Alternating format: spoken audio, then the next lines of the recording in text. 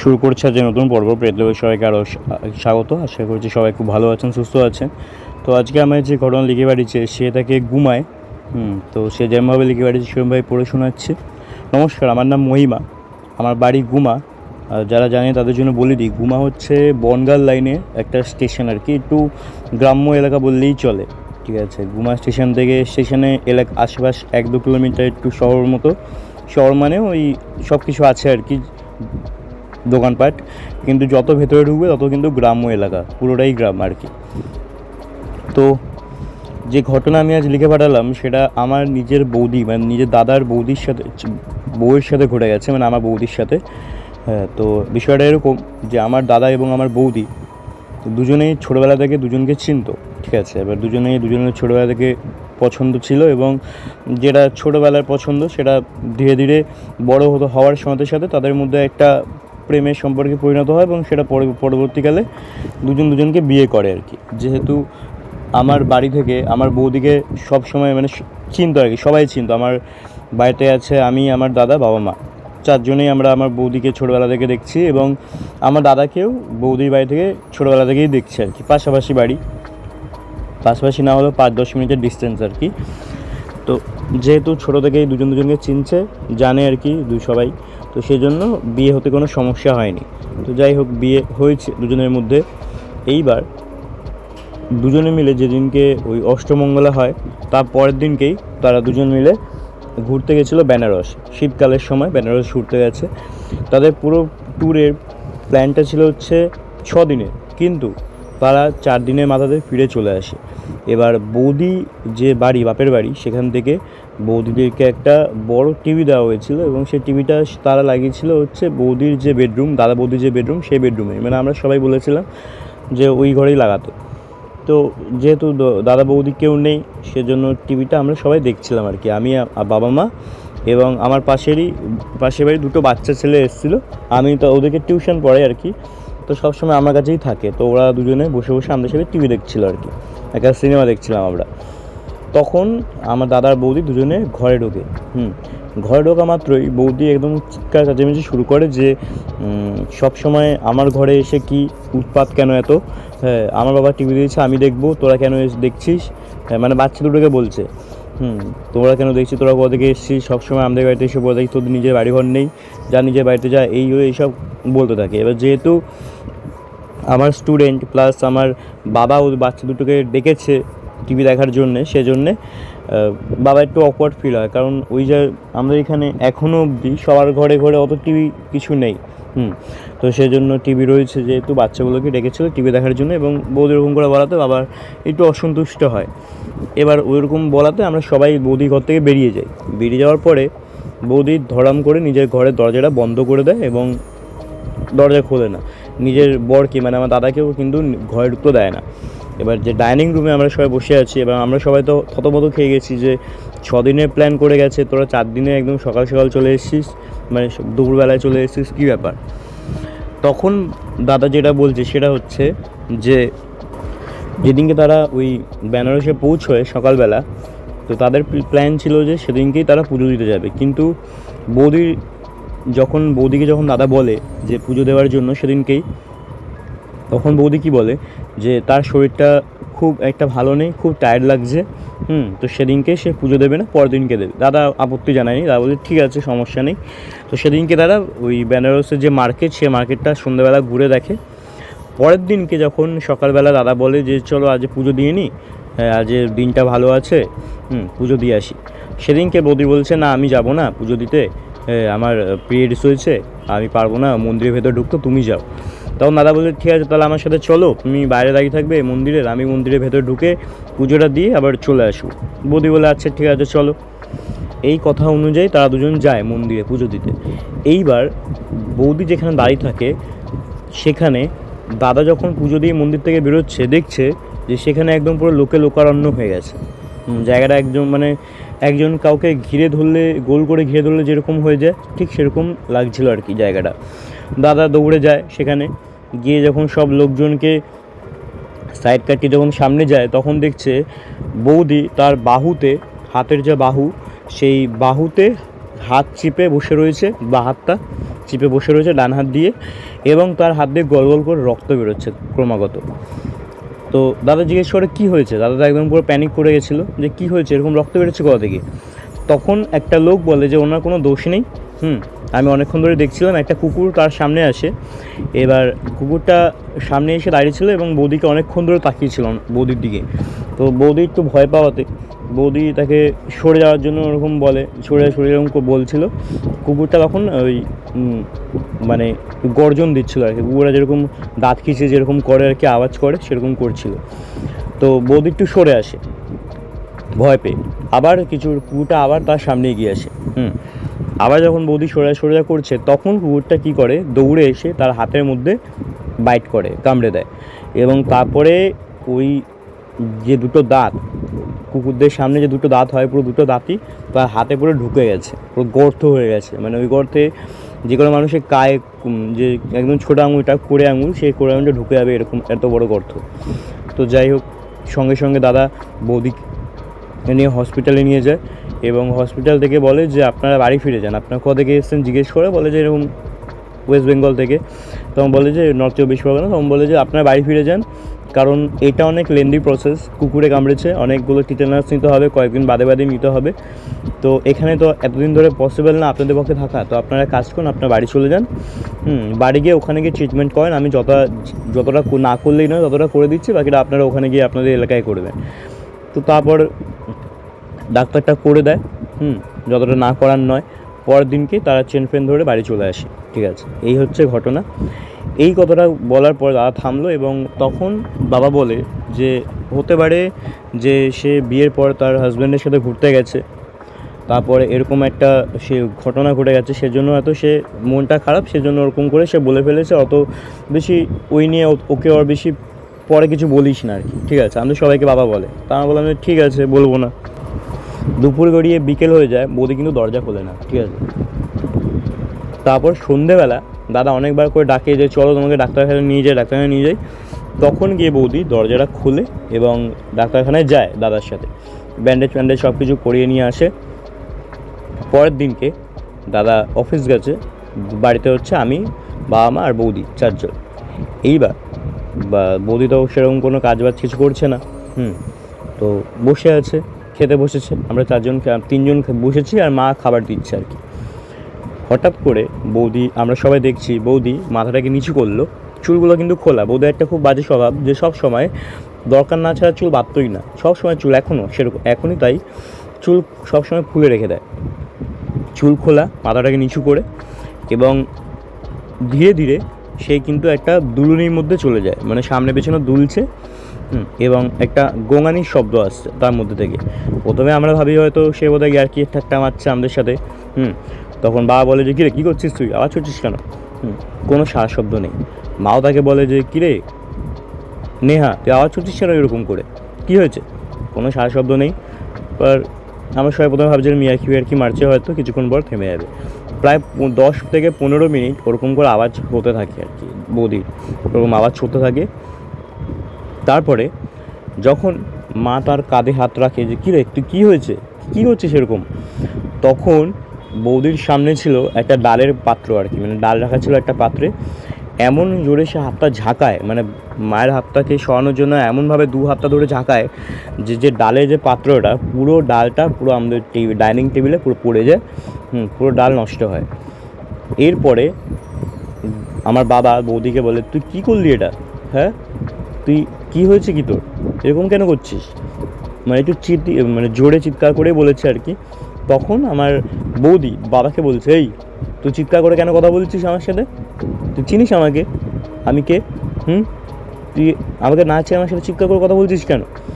এই যে কথাটা বলছে, আমরা সবাই থতমতো খেয়ে গেছি। প্রথমত আমার বাবা এবং আমার বৌদি দুজনেই দুজনকে খুব ভালোবাসে, একদম মানে খুব ভালো সম্পর্ক তাদের। প্লাস এরকম তুই তাকারি করে কথা, এবং সেকেন্ডলি বৌদি যে কথায় মানে যে ভয়েসে কথা বলছে সেটা কিন্তু বৌদির ভয়েস না, একদম একটা তীক্ষ্ণ কর্কশ একটা শব্দ বৌদির ভেতর থেকে বেরিয়ে আসছে, যে কিনা তুই তাকারি করে বাবাকে বলছে যে কী রে তুই চিনিস আমাকে, এরকম করে সে বলছে তুই আমার সাথে একদম চিৎকার করে কথা বলছিস কেন। আমার মা যখন তারপর বৌদিকে বলে যে কী রে তোর কী হয়েছে, এরকম করে কথা বলছিস তুই তোর শ্বশুরের সাথে, আমার মায়ের দিকে তাকিয়ে সে বলে, এই বুড়ি চুপ কর একদম, তুই চিনিস? তোরা বলে দে তোর বরকে আমার সাথে যেন এরকম করে না কথা বলে, একদম আস্তে আস্তে কথা বলতে বলবি, নাহলে কিন্তু সব শেষ করে দেবো, এরকম করে বলছে। এরকম হওয়ার পরে কিছুক্ষণ ধরে এরকম কথাবার্তা হয়, তারপরে কিন্তু সে অজ্ঞান হয়ে পড়ে যায়, মানে সে চেয়ারে বসেছিল, চেয়ারটাকে ধপাস করে মেঝেতে পড়ে যায়, অজ্ঞান হয়। তারপর আমরা সঙ্গে সঙ্গে তাকে ধরে নিয়ে তার বেডরুমে নিয়ে যাই, তাকে শুয়ে দিই। যখন সন্ধেবেলা বিকেল দিকে তার জ্ঞান ফেরে, সে দেখছে তার চারিদিকে আমরা তিনজন দাঁড়িয়ে আছি, বসে আছি। তো সে জিজ্ঞেস করলো যে কী হয়েছে, আমি এরকম শুয়ে আছি কেন, আমি তো খেতে বসেছিলাম। তখন আমরা তাকে জিজ্ঞেস করছি যে তোর কিচ্ছু মনে নেই, মানে আমার বাবা জিজ্ঞেস করে তোর কিচ্ছু মনে নেই, বলছে না। বলছে তোর সত্যি কিচ্ছু মনে নেই? তখন বৌদি বলছে না, আমার তো শুধু মনে আছে আমি খেতে বসলাম দুপুরবেলা, আমার মা তো খাবার বাড়ছিল, তারপর তো আর কিছুই মনে নেই আমার। তখন আমরা সবাই হা হয়ে গেছি, থতমতো খেয়ে গেছি যে এটা কী বলছো। দাদাকে রাতেরবেলা, যখন রাতেরবেলা সে দাদা বাড়ি ফিরে, তাই দাদাকে বলা হয়, দাদা অতটা বিশেষ পাত্তা দেয় না, বলছে দৌড় এসব কী সব হয় নাকি এসব, অত বিশেষ পাত্তা দেয় না। পরের দিনকে কি হয়, সোমবার ছিল, ঠিক আছে, তো দাদাকে রোববারও কাজে বাজে যেতে হয়। তো রোববারকে সেদিনকে দাদা বাড়িতে ছিল বলে, রোববারে আর কি দাদা বাড়িতে ছিল, সেজন্য সেরকম কিছু হয়নি আর কি। পরের দিনকে মানে সোমবারে আবার খেতে বসেছি আমরা সবাই। আর সোমবার আমাদের বাড়িতে সবসময়, প্রত্যেক সোমবার আমাদের বাড়িতে নিরামিষ হয়, যেটা আমার বৌদি ভালো করেই জানে, কারণ সে ছোটো থেকে আমাদের বাড়িতে আসতো যেত, সব ভালো করেই জানে। বৌদিকে থালা বেড়ে দিয়েছে, ঠিক আছে, প্রথমে বৌদি ওই সেম অবস্থা, মানে শনিবার যেরকম করেছিল ঠিক সেমভাবেই সে কিন্তু প্রথমে মাথাটাকে নিচু করে দোলা শুরু করলো। সেদিনকে আর কোনো আওয়াজ করেনি, গোঙানি কোনো শব্দ হয়নি, মাথা নিচু করে এরকম করে দুলছিল সামনে পেছনে। মা তার থালাটাকে খাবারটা বেড়ে তার দিকে এগিয়ে দেয়, বলছে নে খা, খেয়ে নে। থালাটাকে নিয়ে একটা হাত দিয়ে ছুঁড়ে দূরে সরিয়ে দেয় এবং বলে এসব কী খাবার, এসব কী খাবার, মাটন এনে দে আমাকে, একটা খাসি এনে দে আমাকে, এরকম করে সে বলে। আমার বাবা বলছে যে তুই এসব কী বলছিস, তুই জানিস না আজ সোমবার আমাদের বাড়িতে নিরামিষ হয়, তুই এসব ভুলভাল কেন কথা বলছিস, আর কী হয়েছেটা কি তোর, সেদিনকে ওরকম ব্যবহার করলি, আজকে ওরকম করছিস। তখন আমার বৌদি আবার তাকে বলে যে এই বুড়ো, তোকে সেদিনকে বললাম না চুপ করে থাকতে, আমার সাথে ধীরে ধীরে কথা বলতে, আস্তে কথা বলতে, তুই আবার আজ চিৎকার করছিস, মাটন এনে দে, এক্ষুনি এনে দিবি, নাহলে কিন্তু আমি একে শেষ করে দেবো। আমরা বলছি একে মানে কাকে, বলছে দেখবি কাকে শেষ করবো, জলদি মটন এনে দে আমাকে, এরকম করে সে চিৎকার করছে, রীতিমতো চিৎকার করছে। এবার আমার বাবা তখন মানে বাবার মাথাটা একটু গরম হয়ে গেছিলো এবং সে তখন চিৎকার করছে যে তুই ভুলভাল এরকম করিস না, এইসব বাজে ব্যবহার করিস না, তোর কী হয়েছে, তুই জানিস না সোমবার আমাদের বাড়িতে নিরামিষ হয়, ছোটো থেকে দেখে আসছিস, এখন এসব কী হচ্ছে তোর। বৌদি কী করে, সঙ্গে সঙ্গে নিজের চেয়ার থেকে ওঠে, নিজের ঘরে ঢোকে, দরজাটাকে ভেতর দিকে লক করে দেয়। এবার আমরা সঙ্গে সঙ্গে দৌড়ে যাই, বৌদি দরজা ধাক্কা মারি, কিন্তু দরজা কিন্তু খুলছে না। এবার আমাদের যে বৌদির যে দরজাটা, যে দেওয়ালে, সে দেওয়ালেই একটা ছোট্ট মতো জানলা রয়েছে, যে জানলা দিয়ে ঘরের ভেতরে দেখা যায়, জানলাটা সেদিনকে খোলা ছিল। হ্যাঁ, এবার আমার মা ছিল, সে জানলা দিয়ে দেখছিল যে ভেতরে কী করে। আমার মা চিৎকার করে আমাদের বলছে এদিকে আয়, দেখ কী করছে। আমি এবং আমার বাবা দুজনে জানলার সামনে যাই, দেখছি সে আমাদের দিকে তাকিয়ে রয়েছে, মানে আমাদের দেখিয়েই করছে আর কি। তার হাতে যে ব্যান্ডেজ করা ছিল, যে ক্ষত জায়গাটায়, ব্যান্ডেজটা খোলার পরে সে ক্ষত যে জায়গাটা, যেটা একটু হলেও শুকিয়েছিল, সেখানে দুটো আঙুল নিয়ে, নিজেরই ডান হাতের দুটো আঙুল নিয়ে সেই ক্ষতের মধ্যে যে গর্তগুলো ছিল, গর্তের মধ্যে ঢুকিয়ে দেয় রীতিমতো। ঢোকানোর পরে সে একবার সে চিৎকার করছে আর আর্তনাদ করছে ব্যথায় বেদনায়, পরক্ষণেই সে আমাদের দিকে তাকিয়ে মিচকে হাসছে, মানে একটা ব্যঙ্গের হাসি আসছে, দেখ আমি বললাম না একে আমি শেষ করে দেবো, এরকম টাইপের একটা হাসি আসছে, ব্যঙ্গের হাসি। আবার কিছুক্ষণ পরে আবার সে ওরকম আর্তনাদ করে চিৎকার করছে এবং বলছে মহিমা আমার খুব ব্যথা করছে, আমার খুব ব্যথা করছে, এরকম করে বলছে, চিৎকার করছে। আমরা বুঝতেই পারছিলাম না যে এটা কী হচ্ছে। একবার সে হাসছে, পরক্ষণেই সে আবার এরকম করে চিৎকার চেঁচামেচি করছে, মানে ব্যথায় আর্তনাদ করছে। কী হচ্ছে, 10 থেকে 15 মিনিট বা তারও বেশি সময় এরকম করে জিনিসটা হচ্ছিলো। আমরা কিন্তু দরজা ভেঙে ভেতরে ঢুকতে পারছিলাম না, কোনোভাবেই পারছিলাম না। 15 মিনিটের পর যখন তার হাত থেকে গল করে রক্ত বেরোচ্ছে, সেই হাতের রক্তটাকে সে কিন্তু চেটে চেটে খাচ্ছে, মানে নিজের হাতের রক্ত নিজেই চেটে চেটে খাচ্ছে। এবং একটা হয় না তৃপ্তির হাসি, সেই তৃপ্তির হাসি তার মুখে লেগেছিল, বৌদির মুখে। তারপর কিছুক্ষণ পরে ওরকম রক্ত চেটে চেটে খেতে খেতেই সে মেঝেতেই সেন্সলেস হয়ে পড়ে যায়। তারপরেও আমরা কিন্তু দরজা খুলতে পারছিলাম না, এতটাই শক্ত দরজা ছিল। তারপর বাবা কয়েকটা ছেলে ফেলে নিয়ে আসে পাড়া থেকে, নিয়ে এসে দরজাটা ভাঙা হয়। ভাঙার পরে বৌদিকে তোলা হয়, তার হাত পা সব কিছু পরিষ্কার করে বিছানায় শোয়ানো হয়। এবার আমি যখন এইসব হচ্ছিল, আমি কিন্তু আমার মোবাইল দিয়ে পুরোটাই ভিডিও করেছি। দাদা রাতেরবেলা এসছে, দাদাকে ভিডিওটা দেখানো হয়েছে। বৌদি তখনও অজ্ঞান, সেন্সলেস। দাদা একদম দেখে থতমত খেয়ে গেছে। দাদা বলছে এইসব কী? তখন বৌদি বলছে, দাদা আমার বাবা বলছে, দেখ তোর বউ কী করছে আজকাল, হ্যাঁ প্রত্যেক দিন দুপুরবেলা হলেই এরকম করে। তারপরে কি হয়, পরের দিনকে আমার দাদা বৌদিকে নিয়ে ডাক্তারখানায় নিয়ে যায়। এবার ভালো করে সব কিছু ব্যান্ডেজ করে দেওয়া হয়। তারপরে সব 2 দিন ঠিকঠাক ছিল। 3 দিনের দিন আবার কিন্তু পুরো জিনিসটা আবার বিগড়ে যাচ্ছে। মানে রাতের বেলা উঠে সারা রাত ঘুরে বেড়াতো পুরো বাড়িতে, এবং বৌদির পায়ে 2টো নুপুর পড়া ছিল, 2 পায়ে 2টো নুপুর পড়া ছিল। মনেই হতো, মানে বোঝা যেত যে বৌদি কিন্তু একবার হেঁটে বেড়াচ্ছে, পরক্ষণে আবার দৌড়ে বেড়াচ্ছে, একবার হাঁটছে একবার দৌড়াচ্ছে, এরকম একটা ব্যাপার। মানে বৌদির যে হাবভাব, হ্যাঁ তার চুলগুলো উস্কো হয়ে যেত, স্নান করতো না দিনের পর দিন, হ্যাঁ চোখের নিচে কালি, মনে হতো যে রাতেরবেলা সে ঘুমাতো না, কত দিন সে রাতেরবেলা ঘুমায়নি। এবং খেতে বসলেই মাংস দাও আর মাছ দাও, মাংস মাংস ছাড়া খেতেই পারতো না। অন্য নিরামিষ খাবার দিলে ছুঁড়ে ফেলে দিত, এরকম একটা হাবভাব হয়ে গেছিল। এবার এই ঘটনাটা আমার দাদা তার বাড়িতে জানায়, বৌদির বাপের বাড়িতে জানায়। বৌদির বাপের বাড়ি থেকে লোক আসার পরে, মানে লোক আসে বলতে তার বাবা মা আসে। বাবা মাকে দেখে বৌদি একদম পুরো ক্ষেপে ওঠে, বিশেষ করে তার মাকে দেখে। বলছে, এই বুড়ি বেরো এখান থেকে, তুই এখানে কী করতে এসেছিস?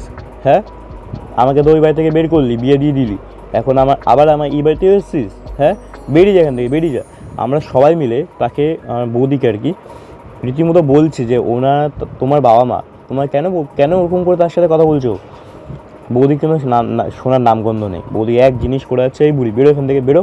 হ্যাঁ বাবাকে আর মাকে দুজনকেই করছে, কিন্তু মায়ের ওপর রাগটা একটু বেশি ছিল, জানি না কেন করছিল, ক্রমাগত করে যাচ্ছে। ঠিক আছে, এবার তারা এটা বুঝতে পারে যে তার যতক্ষণ না এই বাড়ি থেকে বেরোচ্ছে আর কি, ততক্ষণ কিন্তু সে শান্ত হবে না, তার মেয়ে শান্ত হবে না। তো সেই জন্য সে বেরিয়ে যায়।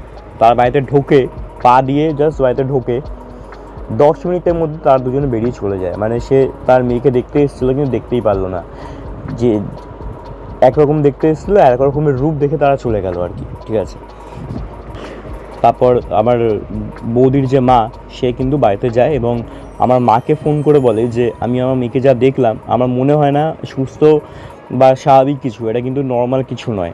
হ্যাঁ এটা কিন্তু একটা বড় স্টেপ নেওয়া দরকার আর কি। তখন আমার মা বলে যে হ্যাঁ সেটা তো নিতেই হয়, কারণ আমার যে ভিডিওটা আমি করেছিলাম সেটা বৌদির দাদাকে পাঠাই, দাদাও দেখে এবং তাদের বাবা মাকে দেখায় আর কি, বৌদি বাবা মাকে, তারাও দেখে একদম পুরো অবাক হয়ে গেছে। পরের দিনকে সন্ধ্যেবেলা আমার দাদা আর আমি দুজন মিলে বৌদিকে নিয়ে গেছিলাম ডাক্তারখানায়, কারণ ওই ড্রেসিং করানোর ছিল। এবার যে ডাক্তার কাছে সে দেখাচ্ছিল আর কি বৌদি, সে ডাক্তারটা সেদিনকে অন্য একটা হসপিটালে বসেছিল আর কি। হ্যাঁ এবার সেদিনকে সে ওখানে যেতে বলেছিল ডাক্তারটা, তো সেদিনকে সেখানে গেছিলো আর কি। এবার এই হসপিটালটা একটু অন্য রকমের, হ্যাঁ প্রথমত একটু ভেতর দিকে, আশেপাশে সেরকম কিছু নেই। এবার আর ভেতর দিকে, আর হসপিটালের ভেতরে ঢুকলে প্রথমে আমাদের কি হয়, মানে যে কোনো হসপিটাল, যেসব বড় বড় হসপিটাল, সেখানে প্রথমে বিভিন্ন রকমের ওয়ার্ড হয়, ডাক্তারের কেবিন হয়, চেম্বার হয়, একদম লাস্টের দিকে হয় হসপিটালে মর্গ, মানে যেখানে মরা রাখা হয়। কিন্তু এই হসপিটালে ঢুকেই একদম সামনেই ডান দিকে মর্গ, তারপরে ভেতর দিকে যত ঢুকবে তত বিভিন্ন রকমের ওয়ার্ড, তারপর ডাক্তারের চেম্বার এইসব কিছু রয়েছে। ওই মর্গের সামনে দিয়ে ক্রস করার সময় বৌদি ওখানে দাঁড়িয়ে পড়ে, বলে দাঁড়াও, নর্মাল ভয়েসেই বলে। এবার আমরা ভেবেছি হয়তো বৌদি হয়তো হাঁপিয়ে গেছে বা টায়ার্ড লাগছে, ওর জন্য কিছুক্ষণ দাঁড়ানোর জন্য বলছে। দাঁড়ালাম, আমি আর দাদা দুজনেই দাঁড়ালাম। তারপরে কি হয়, যখন 10 মিনিট হয়ে গেছে, দাদা বলছে চলো এবার যাই, ডাক্তার বেরিয়ে যাবে। তখন বৌদি কি বলছে যে আমি এখান থেকে যাবো না, তোরা যে ডাক্তারকে দেখানো দেখিয়ে আমি যাবো না। তা আমি বললাম যে বৌদি তোমাকে তো দেখানোর জন্য এনেছি, আমরা কাকে দেখাবো, তোমাকে তো দেখানোর জন্য দাদা আমি তোমাকে নিয়ে এসেছি এখানে। বলছে তুই চুপ কর, এই জায়গাটা আমার খুব চেনা, আমি এখানে আগেও ছিলাম। হ্যাঁ, মানে মর্গটাকে দেখে বলছে বৌদি যে এই জায়গাটা আমার আগেও, আমি এখানে ছিলাম, জায়গাটা আমার খুব চেনা, এই জায়গাটার যে গন্ধ এটা আমার খুব ভালো লাগছে, তোরা যা, আমি এখান থেকে যাবো না। দাদা মাথা গরম হয়ে যায় রীতিমতো, দাদা মাথা গরম হয়ে যায়। দাদা বলছে যে তুমি কি পাগল হয়ে গেছো, তুমি সব কী বলছো, এটা মর্গের সামনে কার ভাল লাগে, তুমি এখানে আগে ছিলে মানে কী করে তুমি আগে এখানে থাকতে পারো, এখানে মরা থাকে। বলছে আমি জানি এখানে মরা থাকে, আমি আগে এখানে ছিলাম বলছি, তুই আমার বিশ্বাস করছিস না। দাদাকে রীতিমতো তুই দাগাড়ি করছে, তুই এখানে আমার কথা বিশ্বাস করছিস না, আমি এখানে আগে ছিলাম বলছি তো। এরকম করে সে বলছে, আমার আশেপাশে লোকজন জড়ো হয়ে যায়। যে ডাক্তারটা দেখানোর ছিল আর কি, সে ডাক্তারটা রীতিমতো বাইরে চলে আসে বৌদিকে দেখানোর জন্যে। বেশ কিছুক্ষণ পরে বৌদি শান্ত হয় এবং কিছুক্ষণ মানে 15-20 মিনিট ওরকম কথা কাটাকাটি পরে, ওরকম সিনক্রেট হওয়ার পরে বৌদি নিজের থেকে নিস্তেজ হয়ে যায়। হঠাৎ করে সে যে মানুষটা ওর উপরে চিৎকার চেঁচামেচি করছিল, হ্যাঁ, সে হঠাৎ করে বলছে যে কী হলো, আমি এখানে দাঁড়িয়েছি কেন, এত লোক কেন সামনে। আমি আর দাদা রীতিমতো এবং সামনে যারা যারা দাঁড়িয়ে ছিল সবাই অবাক হয়ে গেছে, এটা কী হলো, এক্ষুনি এরকম করে চিৎকার চেঁচামেচি করছিলো একটা অন্য ভয়েসে, আবার এখন বলছে আমি এখানে দাঁড়িয়ে কেন, এত মানুষ কেন এখানে, মানে পুরো এই ডিফারেন্স আর কি। তারপরে বৌদি যায় ওই ডাক্তারটার কাছে, ডাক্তারের কেবিনে। ডাক্তারের পুরো সব কিছু ড্রেসিং মেশিন সব কিছু করে দেওয়া হয়। বৌদি আবার ফিরে আসে। ফেরার সময় যখন আমরা হসপিটাল থেকে বেরোচ্ছি তখনও কিন্তু বৌদি ওই মর্গের সামনে, মানে মর্গটা ক্রস করার পরেও মর্গের পেছন ঘুরে মর্গের দিকে তাকিয়ে রয়েছে একমাত্র, মানে হাঁটছে সামনের দিকেই, মাথাটা কিন্তু তার মর্গের দিকে। বাড়িতে আসে, ঠিক আছে, বাড়িতে এসে আমি আমাকে সব কিছু বলি কী কী হয়েছে না হয়েছে। পরের দিনকে আমার মা এবং বৌদির মা দুজন মিলে একটা তান্ত্রিকের খোঁজ পায় কোথা থেকে। তান্ত্রিকটা আমাদের বাড়িতে আসে, বাড়িতে আসার পরে সে বৌদিকে দেখে। হ্যাঁ, দেখার পরে সে বলে যে অনেক কিছু বলে দেয়, একটা তাবিজ দিয়ে যায়, তাবিজটা পরিয়ে রাখ 3 দিন পরে আমি আসবো, একটা পুজো করতে হবে, না হলে কিন্তু হবে না, এবং তার ফর্দ দেয় এবং বলে এত টাকা লাগবে, এইসব অনেক কিছু বলে যায়। 3 দিন কিন্তু বৌদির এই যে উৎপাতটা এটা কিন্তু আরও বেড়ে গেছিলো। কীরকম বেড়ে গেছিলো, প্রথমত সে যেই সব বাড়িতে আমাদের যে এলাকাটা আমরা থাকতাম আর কি, সেই সব বাড়িতে অনেকের বাড়িতে গরু বা ছাগল মুরগি এইসব রয়েছে, গবাদি পশু, যেসব বাড়িতে এইসব রয়েছে, সবার বাড়িতে নেই, যেসব বাড়িতে রয়েছে তাদের বাড়ির সামনে এরকম দাঁড়িয়ে থাকতো। হ্যাঁ, এবং ওই সব গবাদি পশুদের দেখতো এবং তার মুখ দিয়ে ক্রমাগত লাল পড়তো আর কি, মানে সে চাইছে ওগুলোকে খাওয়ার জন্য চাইছে। ওদের দেখে, পশুগুলোকে দেখে ক্রমাগত লাল পড়তো। হ্যাঁ, আর একদিনকে লেটেস্ট হয়েছে সেটা হচ্ছে আমি শুনতে পারছি বৌদি রাতের বেলা ওরকম হেঁটে বেড়াচ্ছে। এবার যেহেতু ওরকম হুটপাট ওরকম বৌদির মধ্যে একটা পরিবর্তন দেখা দিত, দাদাও কিন্তু ভয় পেত আর কি। তো দাদা সেরকম জন্যে থাকতো না, বৌদি একাই রাতেরবেলা থাকতো বৌদির ঘরে, দাদা বাবার সাথে শুতো কয়েকদিন, আর আমি তো আমার মায়ের সাথে শুতাম। এবার আমি শুনতে পাচ্ছি বৌদি যে নুপুর পরে হেঁটে বেড়াচ্ছে। এবার আমি উঠলাম, উঠে আমার ঘরের দরজাটা অল্প একটু খুললাম, খুলে দেখার পরে দেখছি ডাইনিং রুমে যে ফ্রিজ রয়েছে, ফ্রিজের সামনে বৌদি বসে রয়েছে এবং যে একটা 0 পাওয়ার জ্বলছিল, সেই 0 পাওয়ারে অল্প আলোতে আমি বুঝতে পারছিলাম যে ওই ফ্রিজের সামনেই বৌদি হাঁটু গেড়ে বসে রয়েছে এবং কিছু একটা করছে। হ্যাঁ, তার মুখটা কিন্তু ফ্রিজের দিকে, নিচু হয়ে মাথাটাকে নিচে নামিয়ে কিছু একটা করছে এবং খুটমুট করে এরকম আওয়াজ হচ্ছে, কটমট করে এরকম আওয়াজ হচ্ছে। আমি দাদাকে ফোন করি, দাদা উঠে আসে, তো সময় তখন প্রায় 1:30-2 বাজে। দাদাকে ফোন করা, দাদা উঠে আসে এবং যখন ওই ডাইনিং রুমের লাইটটা দাদা জ্বালায়, হ্যাঁ, আমিও একটু মাথাটা বার করি একটু সাহস করে। দাদা দেখছে যে তার বউ, আমাদের বাড়িতে যে মাছ মাংস রয়েছে, যেহেতু বৌদিকে প্রত্যেক দিন মাছ মাংস দিতে হয়, মাছ মাংস ছাড়া বৌদি খেতেই পারে না, সেই জন্য দাদা কিন্তু বেশি বেশি করে এনে রেখে দিয়ে যাতে প্রত্যেকদিন বাজার না যেতে হয়। ওই মাছ মাংসগুলো বৌদি চিবিয়ে কাঁচা মাছ খাচ্ছে, কাঁচা মাংস খাচ্ছে। দাদা যখন তাকে জিজ্ঞেস করে যে তুমি কী করছো এইসব রাতেবেলা, বৌদি রীতিমতো উঠে দাদাকে একটা চড় মারে, বলে যে সবসময় আমার ব্যাপারে তুই নাক গলাস কেন, তুই কে, হ্যাঁ, সবসময় ব্যাপারে নাক গলাস কেন, যা নিজের ঘরে যা করছিলি কর, আমাকে আমার মতো থাকতে দে। এরকম করে সে চিৎকার করে ওঠে। দাদা রীতিমতো অবাক হয়ে গেছে, মানে ওরকম জোরে চড়, একটা বেটা ছেলের পক্ষেও মারা সম্ভব না, যেরকম জোরে চড়া একটা মেয়ে মানুষ মানে বৌদি মেরেছে আর কি। দাদার গাল পুরো লাল হয়ে গেছিলো আর কি। দাদা আর কিচ্ছু বলে না, সঙ্গে সঙ্গে নিজের ঘরে চলে যায়। এবার আমিও নিজের ঘরে চলে যাই। রাতে সকালবেলা যখন উঠি আমরা দেখছি বৌদি নিজের ঘরে শুয়ে রয়েছে, ঠিক আছে। ওই 3 দিন কেটে গেছিলো, প্রায় 3 দিনে বেশি কেটে গেছিলো, কিন্তু কোনো ফল কিন্তু হয়নি ওই তাবিজে, ঠিক আছে। আমরা আবার ডাকিনি ওই তান্ত্রিকে, আমরা আবার ডাকিনি, ঠিক আছে। এবার আমাদের যে পাশের একটা মহিলা ছিল আর কি, সেই মহিলাটা প্রায় দিনই দেখতো আমাদের বাড়িতে, যখনই আসতো দেখতো ওরকম বৌদির আচরণ ব্যবহার। তো সে একটা পীর বাবার খোঁজ খবর দিয়েছিল। তো আমার বৌদির মা এবং আমার মা দুজনে মিলে সেই পীর বাবাটার কাছে যায়। গিয়ে সব কিছু বলে, এবং পীর বাবাটা বলে যে ওকে না দেখলে আমি কিছু করতে পারবো না, ওকে নিয়ে আসতে হবে এখানে, এবং যখন তোরা ওকে নিয়ে আসবি বলবি না যে ও এখানে নিয়ে আসছিস, ঠিক আছে। ঠিক আছে এই বলে বৌদির মা এবং আমার মা দুজনে ফিরে আসে বাড়িতে। এবার বৌদির দাদা আসে এবং আমার দাদা এবং আমি এবং আমার মা, এই 4 জন মিলে বৌদিকে একটা অটো ভাড়া করেছিলাম। অটো ভাড়া করে সেখানে নিয়ে যাওয়া হচ্ছে, পীর বাবার কাছে ওই মসজিদে নিয়ে যাওয়া হচ্ছে, ঠিক আছে। বৌদিকে কিন্তু আমরা কেউ বলিনি যে আমরা ওই মন্দিরে যাচ্ছি, এই মসজিদে যাচ্ছি। দাদা বলেছিল যে হসপিটালে নিয়ে যাওয়া হচ্ছে তার ড্রেসিং করানোর জন্যে, ডেট রয়েছে আজকে। বৌদি বলছে যে এতজন মিলে কেন, অন্যদিন তো এতজন মিলে যাই না, অন্যদিন তো শুধু তুমি যাও আমার সাথে আর মহিমা যায়, এতজন মিলে কেন যাচ্ছি আমরা, এরকম করে সব বলতে লাগে দাদা, এই বৌদি দাদাকে। কিছুক্ষণ পর বৌদি কিছুভাবে একটা বুঝতে পারে যে তাকে হসপিটালে নিয়ে যাওয়া হচ্ছে না, হ্যাঁ। এবং ওই পীর বাবাটা এটাও বলেছিল যে ও যদি একবার বুঝতে পারে যে ওকে আমার কাছে নিয়ে আসা হচ্ছে, ও কিন্তু অনেক রকমভাবে আটকানোর চেষ্টা করবে, কিন্তু ওকে কিন্তু পাত্তা দিবি না, যেভাবে হোক, হ্যাঁ, টেনে হেঁচড়াতে খসটাতে যেভাবে হোক আমার কাছে নিয়ে আসতেই হবে, যেভাবে হোক। তো বৌদি যখনই বুঝতে পারে সে রীতিমতো বারবার দাদাকে বলে যে আমার শরীর খারাপ লাগছে, আমি যেতে পারবো না, আমি কোথাও যাবো না, আমার পটি পাচ্ছে, আমার শরীর খারাপ লাগছে, আমার মাথা ঘোরাচ্ছে, আমার বমি পাচ্ছে, অনেক রকমভাবে কথা বলতে লাগে। এবং যে যখন দেখছে যে কোনোভাবে কিছু হচ্ছে না, দুদিকে দুজন তাগড়া ছেলে, আমার দাদা বৌদি তার দুজন তাগড়া ছেলে বসে আছে পেছনের সিটে, মাঝখানে বৌদি, ঠিক আছে। কোনোভাবে কিছু হচ্ছে না, সে রীতিমতো অটো থেকে বেরোনোর চেষ্টা করছে, দুজনকে টপকে দুদিক দিয়ে, একবার এই দিক দিয়ে টপকার চেষ্টা করছে নিজের দাদাকে, একবার আমার দাদাকে টপকানো বাইরে বেরোনোর চেষ্টা করছে আর কি, চলন্ত অটো থেকেই। আর সামনে আমি আর আমার মা দুদিকে দুজন বসে আছে।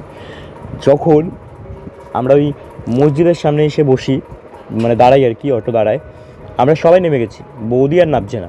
এতক্ষণ যে মহিলাটা বেরোনোর জন্য ছটফট করছিল সে কিন্তু এখন আর নামছে না, কারণ সে বুঝে গেছে সে কোথায় এসেছে, ঠিক আছে। সে রীতিমতো অটো চালকের গলায় হাত দিয়ে, মানে গলা টিপে ধরে এবং বলে তুই এখান থেকে চল, নাহলে তোর কিন্তু তুই প্রাণে বাঁচবি না, এক্ষুনি চল, এক্ষুনি অটো স্টার্ট দিয়ে এখান থেকে বেরো তুই, নাহলে তোকে কিন্তু আমি আজ মেরেই ফেলবো, এরকম করে সে বলে। আমি আর আমার মা দুজন মিলে সঙ্গে সঙ্গে পীর বাবার কাছে যাই, তাকে বলি যে বৌদিকে আনা হয়েছে কিন্তু সে এখানে আসছে না, তাকে আনা যাচ্ছে না উপরে। সে সঙ্গে সঙ্গে আসে, হ্যাঁ, এবং তার হাতটা নিয়ে তার মাথায় রাখে, বৌদির মাথায়, এবং সে সঙ্গে সঙ্গে শান্ত হয়ে যায়। এবার তারপরে তাকে নিয়ে আসা হয় ভেতরে, পীর বাবার কাছে নিয়ে আসা হয়। পীর বাবার সামনে তাকে বসানো হয়। বসার পরে পীর বাবা খুব ভদ্রভাবে তাকে জিজ্ঞেস করে তুই কে, কোথা থেকে এসছিস এবং তোর কী চাই, দাবি কী। তখন সে বলে যে আমার বৌদি বলে যে তুই যেই হোস না কেন আমি তোকে কিচ্ছু বলবো না, তুই যা কর তুই করে নে, হ্যাঁ, আমি এই মেয়েটাকে ছেড়ে কোথাও যাব না, এরকম করে, মানে যেরকমভাবে পীর বাবাটা বলেছে আর কি, ঠিক সেরকম টোনেই পীর বাবাটাকে ব্যঙ্গ করে সে বৌদি এরকম করে বলে, ঠিক আছে। পীর বাবা বলে তুই যেই হোস না কেন তোকে যেতে তো হবেই, হ্যাঁ, তুই ভদ্রভাবে যাবি নাকি অভদ্রভাবে যাবি সেটা তোর উপরে, তুই যদি ভদ্রভাবে যাস তাহলে যা, নাহলে যদি আমাকে বাধ্য করিস যে অভদ্রভাবে তোকে বার করতে, তাহলে আমি তাই করবো, এরকম করে পীর বাবাটা বলে। তখন বৌদি ছটফট করতে শুরু করে, ঠিক আছে। পীর বাবাটা হাতে কিছু একটা নেয়, মানে একটা পাউডার মতো কিছু নেয়, এবং মুখে মন্ত্র পড়ে তার মাথায়, মানে পুরো মুখে ছুঁড়ে মারে, ঠিক আছে। মুখটা পুরো সাদা হয়ে যায় প্রথমত, এবং তারপরে বৌদি রীতিমতো কাতরাতে শুরু করে। পীর বাবাটা বৌদির দাদাকে এবং আমার দাদাকে দুজনকে বলে হাতটা ধরে থাকতে, যাতে ছিটকে না বেরোতে পারে, হ্যাঁ, উঠে না চলে যেতে পারে। দুজনে শক্ত করে হাত ধরে আছে এবং ওখানে আরও কয়েকজন ছিল আর কি, তারাও ধরেছিল আর কি বৌদিকে। তারপরেও তারা যেন 4-5 জন মিলেও যেন বৌদিকে বাগিয়ে আনতে পারছে না, এরকম তার সে ছটফট করছে আর কি। তো যাই হোক, তারপরে অনেকক্ষণ ধরে এরকম যখন ওই পিড়িবাড়া তার উপরে এরকম সব ছুঁড়ছে আর কি, মন্ত্রমন্ত্র পড়ছে, তখন বৌদি বলছে, মানে বৌদি ভেতর থেকে বলছে আর কি, যে এর মা, মানে বৌদির মা আর কি, এর মা আর আমি দুজনে বন্ধু ছিলাম, ঠিক আছে। একদিনকে আমি একটা স্বাদে যাওয়ার কথা ছিল আমার এবং আমার এর মায়ের, হ্যাঁ, দুজনেরই একটা স্বাদের নিমন্ত্রণ ছিল দুপুরবেলা। আমার সেদিনকে যাওয়ার একদমই ইচ্ছা ছিল না, হ্যাঁ, কিন্তু এর মা আমাকে জোর করে নিয়ে যায় এবং ওখানে যাওয়ার পরে যখন আমি ওই মেয়েটাকে, মানে যার স্বাদ ছিল তাকে যখন আমি আশীর্বাদ করছিলাম, ওই যে থালার মধ্যে যে প্রদীপ রয়েছে সেই প্রদীপের আগুন আমার শাড়িতে লেগে পুরো শাড়ি জ্বলে যায় এবং আমার পুরো বডি জ্বলে যায়। আমাকে হসপিটালাইজ করা হয় এবং আমার 90% বডি পুড়ে যায়। 5 দিন আমি হসপিটালে ভর্তি ছিলাম, 5-6 দিনের মাথায় আমার মারা যায়। আমার বাড়িতে আমার একটা মেয়ে রয়েছে যে কিনা 12-এ পড়ে, আমার ছেলে রয়েছে যার বয়স 5 বছর, আমার হাজব্যান্ড রয়েছে। আমার লাইফ নিয়ে কোনো রকম কোনো কমপ্লেন ছিল না। আমি খুব সুখী একটা পরিবারে বিলং করতাম, যেখানে এর মা, হ্যাঁ, মানে বৌদির মার কথা বলছে, এর মা আমাকে জোর করে সেখানে নিয়ে যায়, এবং এর মায়ের জন্য আমি মরেছি, হ্যাঁ। এবং আমার মরার পর আমি ঠিক করে নিয়েছিলাম এর পরিবার আমি নষ্ট করব, কারণ আমি জানতাম এর সামনে বিয়ে আছে। তখন প্রিয়া বলে যে ওর মা তোকে তো ইচ্ছা করে মারেনি, হ্যাঁ, এটা তো কোনো প্রি প্ল্যান নয়, এটা তো একটা অ্যাক্সিডেন্টাল হয়ে আছে। বলছে যাই হোক আমি একে মারবো, ওর মা আমার পরিবার নষ্ট করেছে, আমার সংসার নষ্ট করেছে, আমি এর সংসার নষ্ট করব। প্রিয় বাবা বলে যে দেখ, ওর মা করেছে, তা তুই ওর সাথে কেন বদলা নিচ্ছিস, ওর মায়ের ওপর কর। তখন ওই বৌদির ভেতর থেকে সে আত্মাটা বলে যে ওর মায়ের যে রাশি অনেক ভারী, অনেকবার চেষ্টা করেছে মায়ের ভেতরে ভর করার, কিন্তু করতে পারেনি। আর এর ওপর ভর করলাম যেদিনকে বিয়ে ছিল, দুপুরবেলা বেরিয়েছিল খোলা চুলে ছবি তুলতে, ঠিক আছে, পুকুরের ধারে। আর আমি তখনই তকে ছিলাম এবং এই মেয়েটাকে আমার ছোটো থেকেই ভালো লাগতো আর কি, কারণ এই মেয়েটাকে দেখতে বেশ সুন্দর, হ্যাঁ, দেখতে ভালোই আমার লাগতো মেয়েটাকে। এবং আমার যেদিনকে ওর বিয়ে ছিল, খোলা চুলে বেরিয়েছিল, সেদিনকে আমি ওকে ধরি এবং সেদিন থেকে আমি ওর সাথে রয়েছি। ততদিন আমি থাকবো যতদিন না এর পরিবার নষ্ট হয়, ঠিক আছে। তখন প্রিয়া বলে যে দেখ, এরকম করিস না, তুই যখন ওকে তোর ভালো লাগতো তাহলে কেন ওর পরিবার নষ্ট করছিস? তোর ওর মায়ের সাথে মানে বদলা নেওয়ার ব্যাপার, তো তুই মায়ের সাথে কর যা করার, তুই এই বাচ্চা মেয়েটা কেন পরিবার নষ্ট করছিস? সবে তো বিয়ে হয়েছে ওর। তখন ওই মহিলাটা, মানে বৌদির ভেতর যে আত্মাটা রয়েছে, সে বলে যে আমি চলে যাবো, ঠিক আছে, আমি ওকে কষ্ট দেবো না, আমি চলে যাবো, কিন্তু আমার একটা গোটা ছাগল লাগবে, খাসি লাগবে একটা। তখন বাবা আমাদের দুজনে আমার দিকে এবং আমার দাদার দিকে তাকায় এবং দাদা এবং আর দাদার বৌদির যে দাদা, দুজন মিলে আধ ঘন্টার মধ্যে একটা গোটা খাসি নিয়ে আসে। এবং পিরোয়া বলে যে মেয়ে আনা হয়েছে একটা গোটা খাসি, এবার চলে যা, ছেড়ে দে ওকে। বলছে ঠিক আছে, তোর কথা রেখেছিস, আমিও আমার কথা রাখলাম, আমি চলে গেলাম, একে ছেড়ে চলে গেলাম, কিন্তু বারণ করে দিবি যেন খোলা চুলে না থাকে, যদি আর কোনো দিন খোলা চুলে থাকলেও আমি কিন্তু আবার ফিরে আসবো। এরকম করে সে বলে ছাগলটাকে নিয়ে চলে যায়, ঠিক আছে। মানে ছাগলটা দেখলাম একটা জ্যান্ত ছাগল, কিন্তু হাওয়ার মধ্যে মিশে গেল আর কি আমার চোখের সামনে। তো তারপর বৌদি অজ্ঞান হয়ে যায়, সেখানে সেন্সলেস হয়ে যায়। প্রিয়া বলে যে আর কোনো সমস্যা নেই, সে একটা কালো তাবিজ দেয়, বলে যে এটা পরে থাকতে যতদিন সে বেঁচে রয়েছে, বৌদি যতদিন বেঁচে থাকবে তাবিজটা ততদিন পরে থাকতে হবে, এবং যেন খোলা চুলে কোনো দিন না থাকে, যেভাবেই হোক খোলা চুল যেন না থাকে তার। ওই ঘটনার পর থেকে, ওই দিনের পর থেকে বৌদির শরীর কিন্তু অনেক অনেক উইক হয়ে যায়, মানে সপ্তাহে 2-3 দিন করে জ্বর থাকে, হ্যাঁ, একটু কিছু হলেই ঠান্ডা লেগে যায়, অনেক দুর্বল হয়ে গেছে আগের থেকে অনেক, হ্যাঁ, এবং রাতে ঘুম হয় না। বৌদি মাঝে মাঝেই বলে যে রাতেরবেলা তার বাজে স্বপ্ন দেখছে, যেটা কিন্তু আগে হতো না, ঠিক আছে। তো এই পরিবর্তনগুলো বৌদির মধ্যে এখনও রয়েছে, হ্যাঁ, এখনও সে একটা ঘোরের মধ্যে সবসময় থাকে। মানে সে হয়তো কোথাও বসে রয়েছে, আমরা যখন তাকে ডাকি যে বৌদি কী করছো, মানে সে কেমন একটা আতঙ্কের মধ্যে থাকে, মানে সে চমকে ওঠে, হ্যাঁ বল কী হয়েছে, এবং বলে সে একটা আতঙ্কের মধ্যে থাকে। এই জিনিসটা বৌদিমা এখন পরিবর্তন একটা এসছে। তো আর বাকি কোনো সমস্যা নেই আর কি। তো এটাই ছিল আজকের ঘটনা। আশা করছি আপনাদের ভালো লাগবে। ভালো লাগলে লাইক, কমেন্ট, শেয়ার এবং সাবস্ক্রাইব করে দিন চ্যানেলটা, এবং আপনাদের বন্ধুবান্ধব, পরিবার, পরিজন সবার সাথে শেয়ার করুন। আপনাদের জীবনে যদি এরকম কোনো ঘটনা ঘটে থাকে মেল করুন pretlog00@gmail.com এই মেলে। দেখা হচ্ছে পরের ভিডিও। ততদিন ভালো থাকবেন, সুস্থ থাকবেন। ধন্যবাদ।